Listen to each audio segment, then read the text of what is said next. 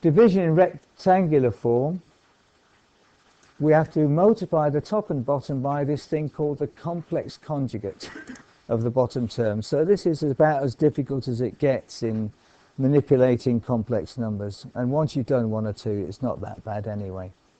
I'll go through this and we'll see when we go through it why we multiply by this thing called the complex conjugate. The conjugate is the key bit. I'll explain what that means in a minute. And so it'll become apparent why we do that at the end. So, what is the complex conjugate of this number, of the bottom term? Here is the bottom term, 3 plus 2j.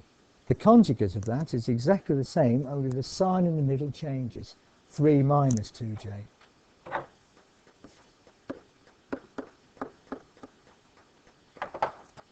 That's what we mean by the conjugate.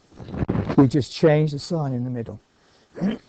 Used in algebra 2, so 3 plus 2x, the conjugate of that would be 3 minus 2x.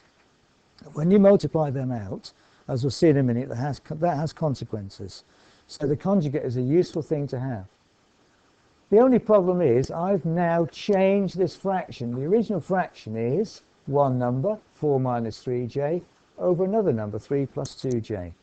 I can do anything I like to that fraction so long as I do the same thing to the top and the bottom.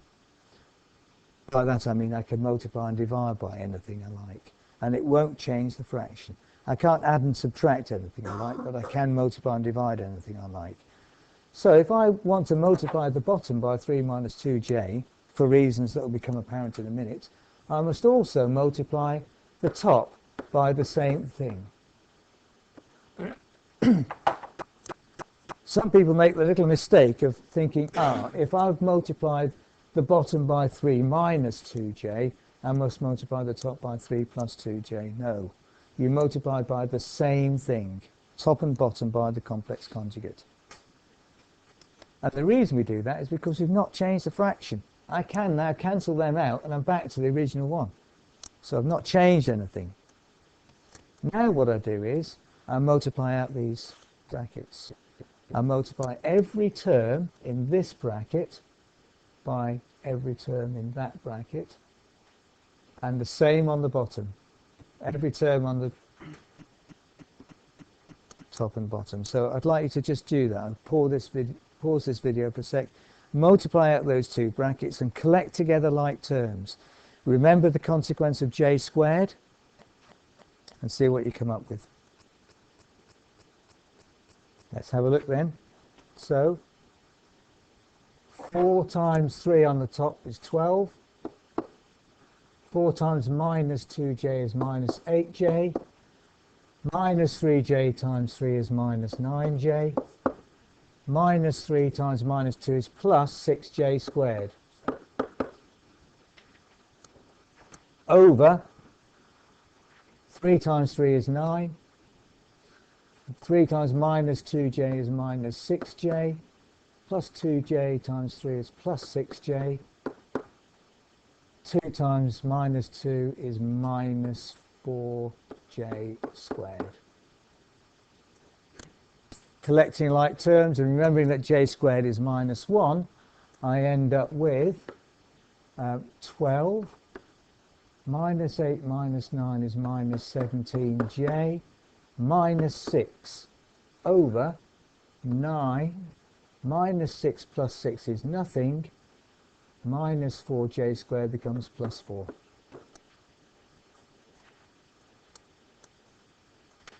Now we can see why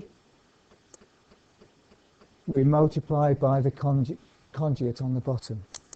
Look at this multiplication I did. It's always going to be the case. If you look at this bottom one, 3 times minus 2j is minus 6j, and 2j times 3 is plus 6j. If I multiply by the conjugate, they are always going to be the same and opposite, every time. So every time we multiply by the conjugate, those two would cancel each other out, and we get rid of the x if it was algebra, or the j if it's imaginary numbers. So we've got rid of the imaginary element at the bottom, and that's why we do it.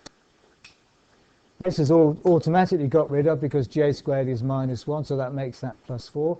It always turns out, and after you've done 1 or 2, you don't need to do this bottom bit anymore. This number is always the 3 squared, and this one is always the 2 squared every time. So I just look at those two numbers in those brackets, square the 3 to get the 9, and square the 2 to get the 4. 9 plus 4 is 13. So I actually very quickly can work out what the bottom is. All I have to do is worry about multiplying out the top. So this turns out to be, well, I can now do 12 take away 6 is 6 minus 17j over 13.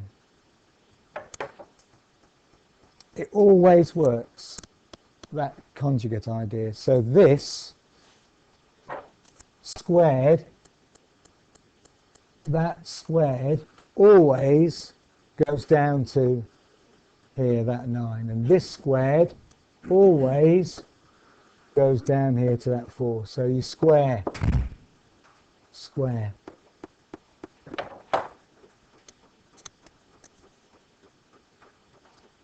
Now, because I've got rid of the imaginary part of the number and I've just got one number at the bottom, I can split this fraction into 6 over 13 minus 17j over 13. And I've got a real part and an imaginary part. I've got my complex number. Whatever 6 over 13 is, as a decimal if you like, it's roughly a half minus 17j over 13. So as a decimal that turns out to be that. Our complex number, our answer. We've divided those two complex numbers. Maybe a little bit wordy, or takes a few steps, but after you've done 1 or 2 and you take that shortcut for the denominator, the bottom term, it actually doesn't take long to do. In polar form it's even more straightforward. We just do, instead of multiplying the moduli, we divide them, and instead of adding the arguments, the angles, we subtract them. So what does this turn out to be? If you can just finally work that one out for me. Divide those two complex numbers in polar form. So 3 divided by 4, 3/4, 0.75. Just beware of the angle. 20 minus, because of subtracting, minus 10 is plus 10, 30 degrees. So just be careful of the signs in these things. That's the only way place you're going to go wrong.